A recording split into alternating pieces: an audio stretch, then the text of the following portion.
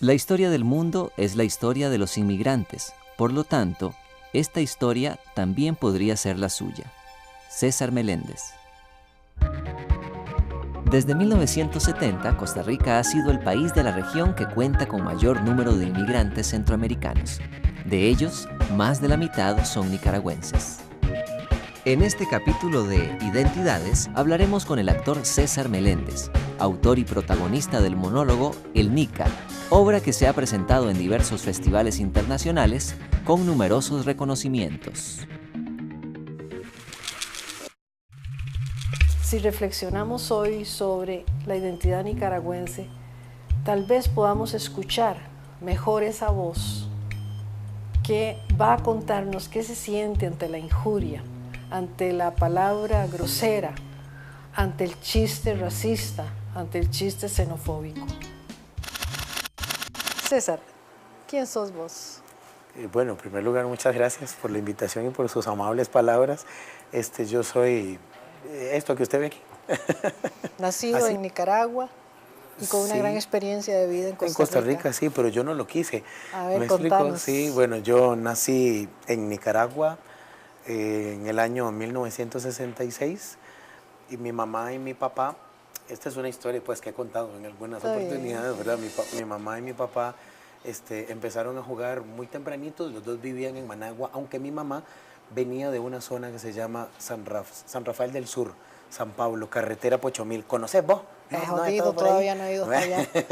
Va a ver, alegre, va, que pues, caminó al mar. Entonces mi mamá viene, digamos, de esa zona y se juntó con mi papá en Managua. Ella trabajaba en una tienda de joyería, ¿verdad? Y mi papá le ayudaba a su mamá vendiendo pan. Entonces quedaban, digamos, que los dos negocios al frente. Resumen, yo nací cuando mi mamá tenía 12 años y mi papá tenía 13 años. Eso provocó un serio conflicto entre las familias. Claro, claro. Sí, entonces mi papá, yo sostengo la teoría de que mi papá vio alguna de aquellas películas mexicanas que proyectaban en aquella época donde los machos se robaban a las mujeres. Mi papá se robó a mi mamá hasta cruzar la frontera y venir aquí a Costa Rica.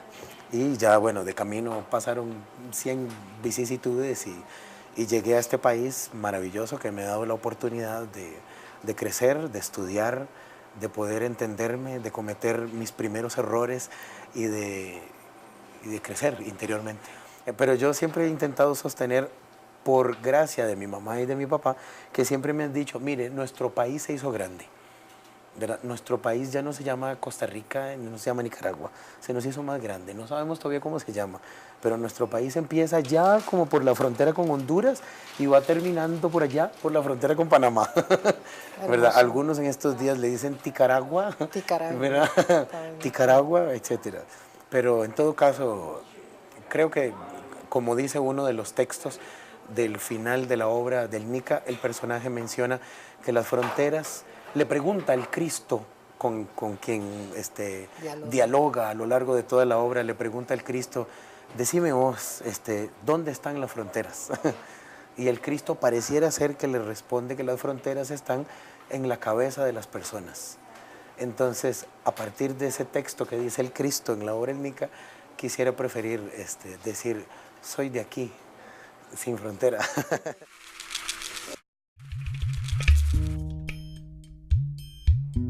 El Nica relata las experiencias de xenofobia y soledad de José Mejía Espinosa, un migrante nicaragüense que cruza el río San Juan en busca de una mejor calidad de vida. Como Mejía, muchos nicaragüenses migran a Costa Rica por el deterioro de las condiciones económicas y laborales de su país, lo que provoca una movilización obligada marcada por el desarraigo, la carencia, la esperanza y la fe.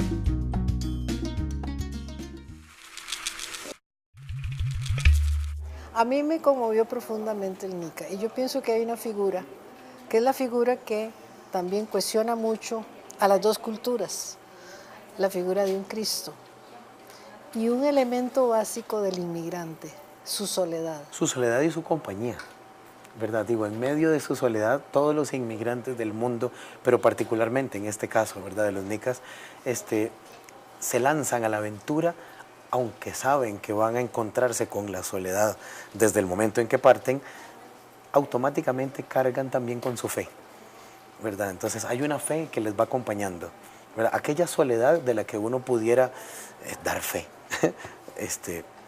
En alguna medida uno sabe o quiere creer, o uno aspira y uno desea poder cargar, ¿verdad?, con la fe y con los íconos religiosos que le pertenecen culturalmente. En el MICA eso es lo que hemos hecho, ¿verdad? Hacer uso de este detalle, y básicamente utilizamos la figura del Cristo porque a lo largo de toda mi vida, hasta el momento en que empecé a escribir, ¿verdad?, este monólogo, todos los nicaragüenses inmigrantes con los que yo había topado en mi vida, en cuenta mi mamá, mi tata, mi abuelita, todo el mundo, toda la gente que venía durante la época de la guerra, eran 25 en la casa, me explico, tanta gente, cargaba con un crucifijo.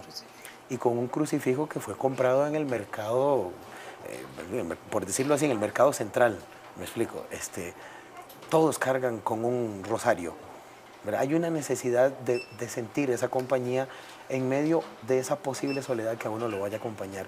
Y es muy interesante la figura del Cristo. Decidí pues utilizar como interlocutor un Cristo, en primer lugar porque es considerado dentro de nuestra filosofía católica normal, ¿verdad? Sí, en nuestra sociedad, en ambas sociedades, sí, como que es nuestro hermano mayor, ¿verdad? Entonces es un diálogo entre dos hermanos, pero hay un hermano que es mayor. Siempre a mí me dijeron en la escuela, cuando iba a las clases de catecismo, etcétera, que Jesús era nuestro hermano mayor.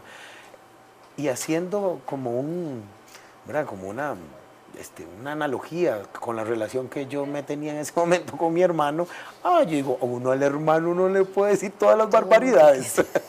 ¿Me explico? Entonces dije, bueno, ¿y qué pasa si adaptamos, ¿verdad?, este sentimiento natural?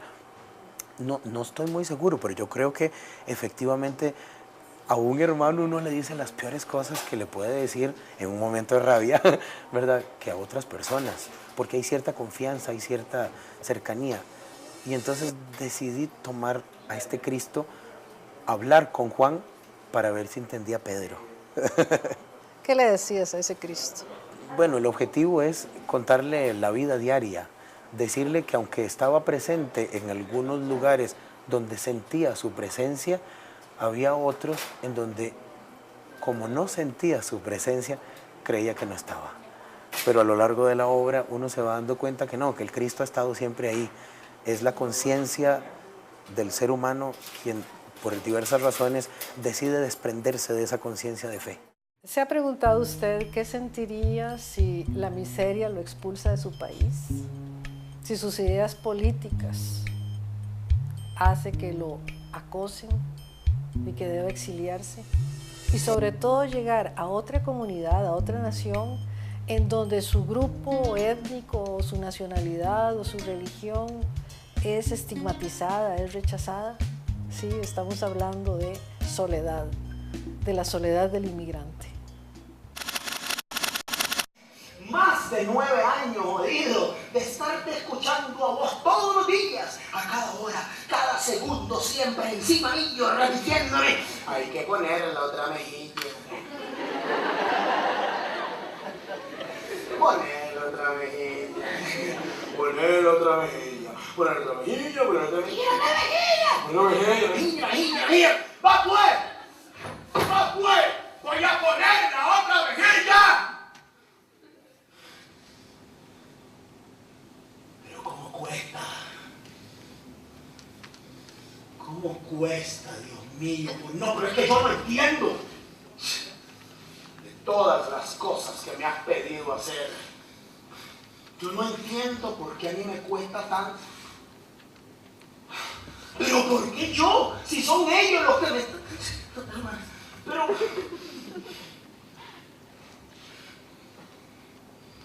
Bueno, está bien. Está bien, va pues.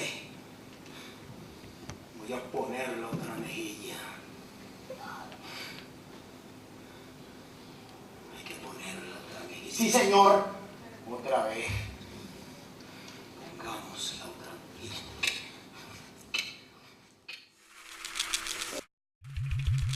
¿Cuáles eran esas furias o esas cóleras y esos dolores que le comunicabas como personaje a ese Cristo? Bueno, tal vez la más importante de todas era la ausencia visible, perdón, digamos, la ausencia de las herramientas para poder sacar adelante una vida en el sentido más digno, pero sin entender al mismo tiempo que la dignidad no está expuesta en los argumentos externos a uno, que la dignidad está interiormente, ¿verdad? Y esa es como la gran lucha sobre la que está este Cristo, el argumento de poner la otra mejilla, ¿verdad? Para el Nica, que está desarrollando este trabajo, para José Mejía Espinosa, que es como se llama el personaje, el poner la otra mejilla es tal vez la tarea más difícil de su vida. Y pareciera ser que la obra está enmarcada en ese momento histórico de la vida de este personaje, en donde el Cristo está queriendo enseñarle, entre otros valores, el valor de poner la otra mejilla. Entonces hay una furia, hay una reticencia, hay un pleito interior entre por qué tengo que ponerla, no entiendo, ¿verdad? Y entender que hay que ponerla en algunas circunstancias. En algunas circunstancias. Claro, y en algunas circunstancias el autor de la obra decide ponerle de nombre al personaje José Mejía Espinosa. Mejía en nicaragüense podría casi que traducirse en mejilla. Entonces, una mejilla espinosa. Como quien dice, voy a poner la otra mejilla, pero quien me dé posiblemente se va a espinar. ¿Me doy a entender? Perfecto. La figura de Cristo es un discurso de amor. Es un discurso de que no hay diferencias, porque ahí está ese Cristo muriendo por nosotros, por amor. Entonces yo me imagino que en una obra que, bueno, pretende consciente o inconscientemente que se disuelvan las diferencias, las separaciones, los odios, pues era un texto capital de Occidente, mostrarlo así. Sí, claro, pero también quisiera, si me lo permite, agregarle que también el Cristo es un discurso de justicia y es un discurso de reclamar los derechos que le pertenecen. Me explico, cuando el Cristo, dentro de la historia bíblica que conocemos, se mete al templo y se pone a reclamar derechos que en él siente que le pertenecen, que por qué la gente está metida en el templo vendiendo cosas y salir, ¿verdad? Cosas que no, él está reclamando un derecho y lo hace con mucha vehemencia. Entonces, aprovechamos esa oportunidad. El Cristo le enseñó ese tipo de vehemencia para poder reclamar también valores que puedan ayudar a dignificar la condición del ser humano, me explico, pero de mi propio ser humano, no necesariamente de decirle al otro, hágalo de esta manera. La última cifra estimada por la Caja Costarricense del Seguro Social indica que hay alrededor de 450,000 inmigrantes nicaragüenses en nuestro país, no 1 millón como algunos creen.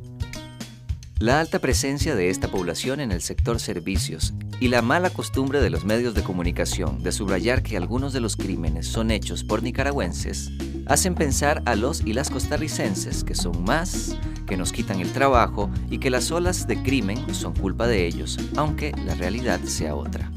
Básicamente lo que ha ocurrido en Costa Rica es que en los últimos 25 años, podríamos decir así, dejamos de reparar la casa, ¿verdad?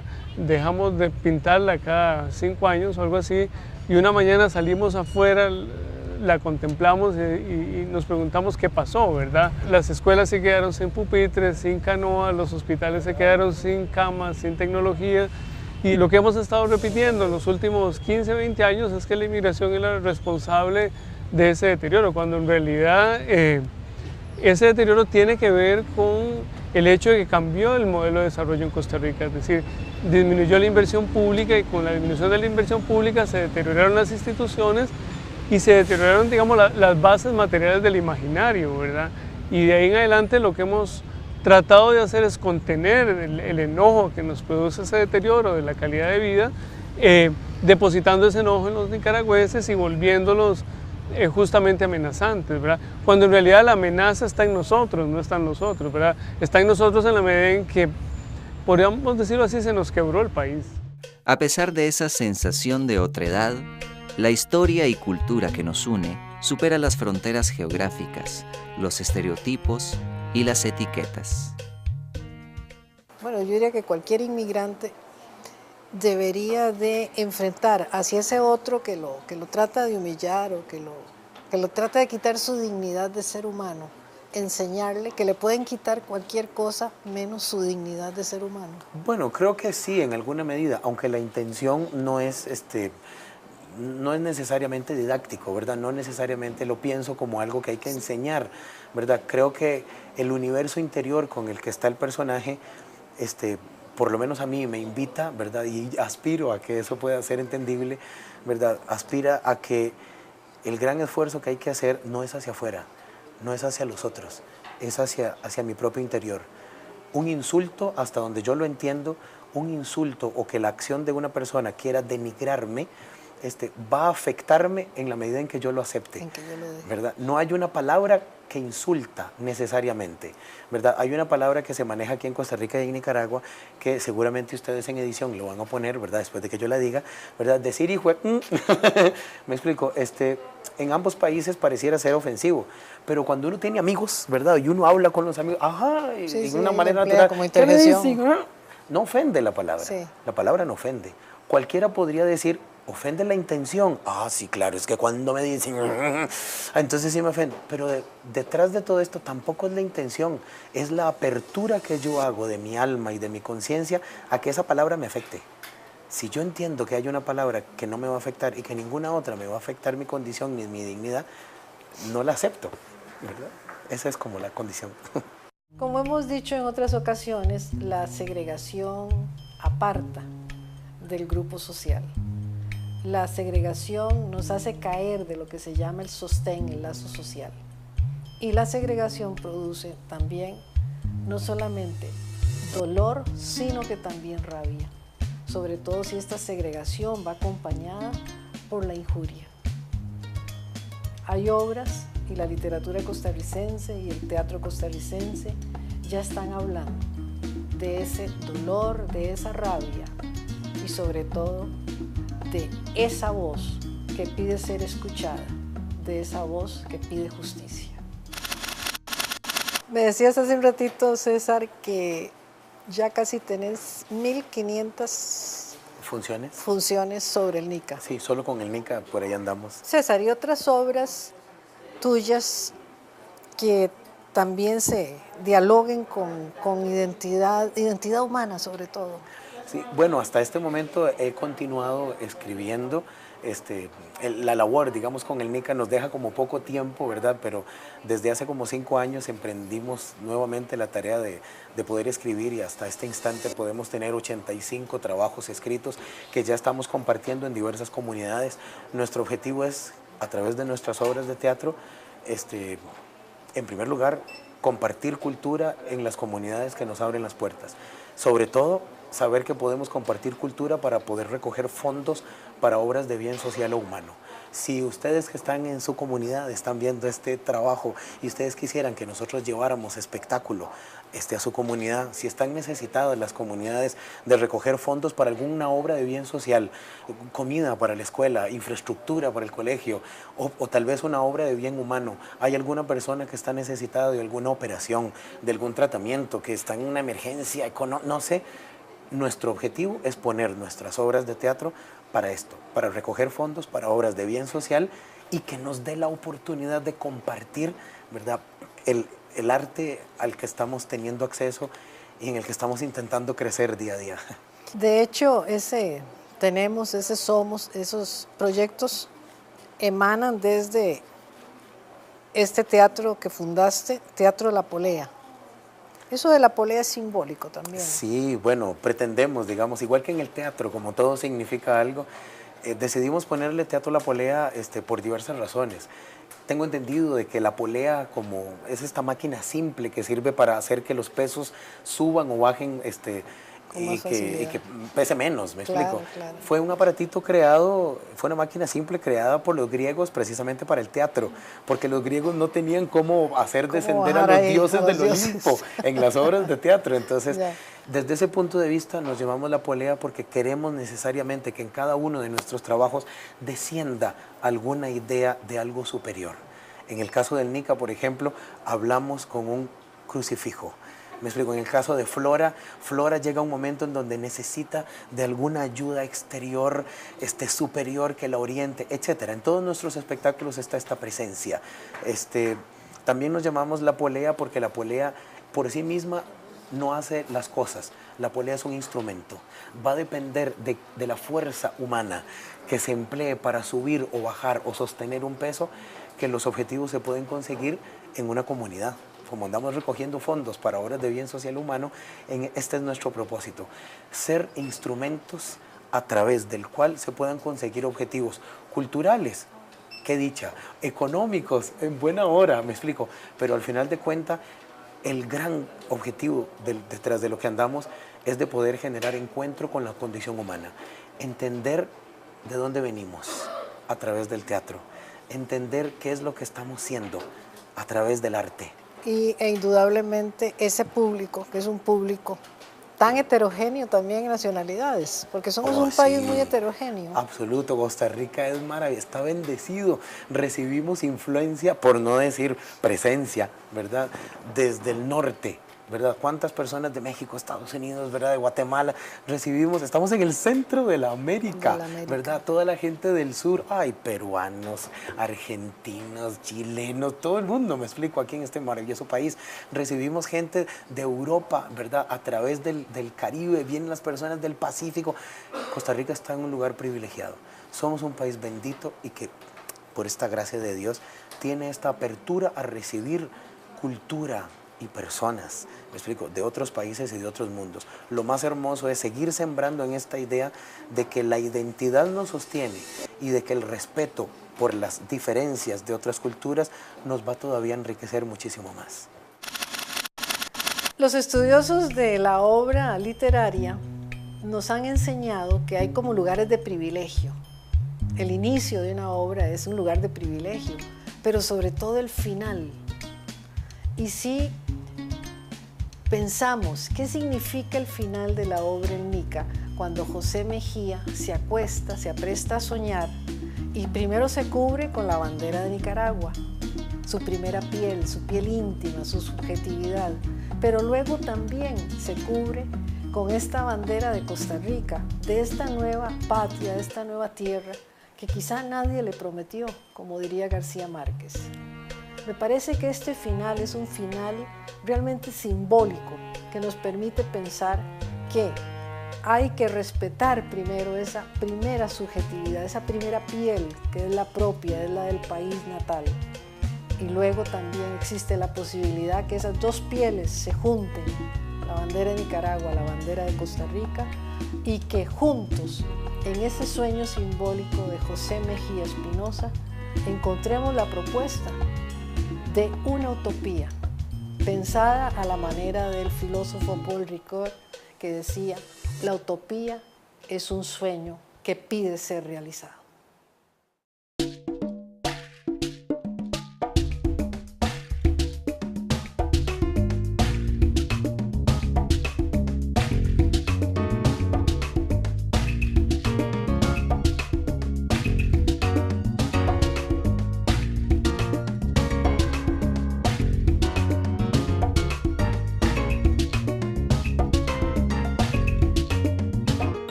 Si reflexionamos hoy sobre la identidad nicaragüense, tal vez podamos escuchar mejor esa voz que va a contarnos qué se siente ante la injuria, ante la palabra grosera, ante el chiste racista, ante el chiste xenofóbico. César, ¿quién sos vos? Bueno, en primer lugar, muchas gracias por la invitación y por sus amables palabras. Yo soy esto que usted ve aquí.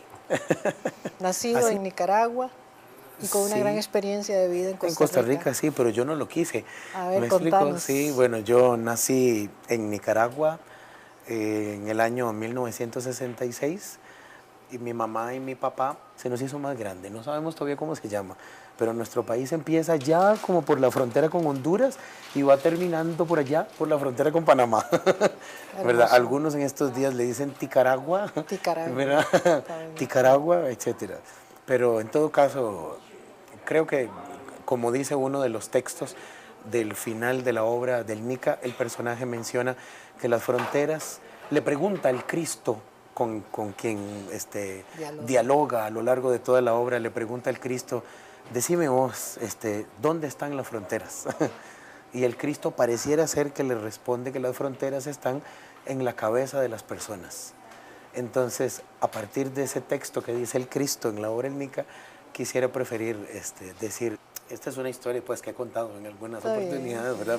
Mi mamá y mi papá empezaron a jugar muy tempranitos, los dos vivían en Managua, aunque mi mamá venía de una zona que se llama San Rafael del Sur, San Pablo, carretera Pochomil. ¿Conoces vos? No, todavía no he ido allá. Va a ver, alegre, va, que caminó al mar. Entonces mi mamá viene, digamos, de esa zona y se juntó con mi papá en Managua. Ella trabajaba en una tienda de joyería, ¿verdad? Y mi papá le ayudaba a su mamá vendiendo pan. Entonces quedaban, digamos, que los dos negocios al frente. Resumen, yo nací cuando mi mamá tenía 12 años y mi papá tenía 13 años. Eso provocó.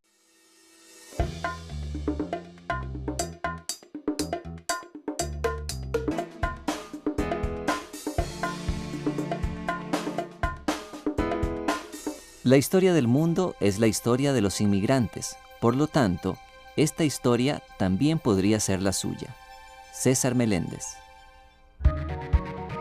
Desde 1970, Costa Rica ha sido el país de la región que cuenta con mayor número de inmigrantes centroamericanos.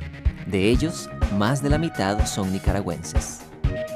En este capítulo de Identidades hablaremos con el actor César Meléndez, autor y protagonista del monólogo El Nica, obra que se ha presentado en diversos festivales internacionales con numerosos reconocimientos. Hubo un serio conflicto entre las familias. Claro, claro. Sí, entonces mi papá, yo sostengo la teoría de que mi papá vio alguna de aquellas películas mexicanas que proyectaban en aquella época donde los machos se robaban a las mujeres. Mi papá se robó a mi mamá hasta cruzar la frontera y venir aquí a Costa Rica. Y ya, bueno, de camino pasaron 100 vicisitudes y llegué a este país maravilloso que me ha dado la oportunidad de crecer, de estudiar, de poder entenderme, de cometer mis primeros errores y de crecer interiormente. Pero yo siempre he intentado sostener, por gracia de mi mamá y de mi papá, que siempre me han dicho, mire, nuestro país se hizo grande. ¿Verdad? Nuestro país ya no se llama Costa Rica, no se llama Nicaragua.